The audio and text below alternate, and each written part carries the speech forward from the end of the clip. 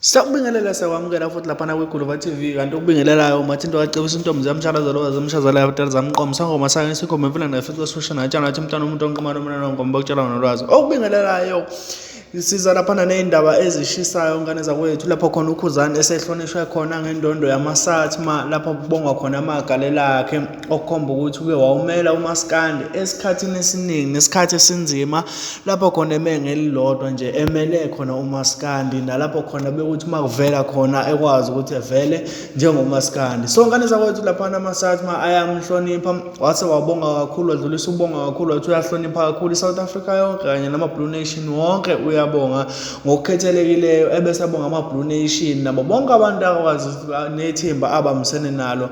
Ngane zakwethu ngaphandle kokumosha isikhathi sakho sofisa ukuthi wena uvo lwakho luthini ngokuhlonishwa kakhuzani kwama SATMA noma kunokuchema phakathi njengoba phela kade kuthiwa zonke indonda beyithola ngongizwe. So uthena kanjana iyonezela kulezi ezikhona indondo. Ngibonga kakhulu asihlangane kusasa.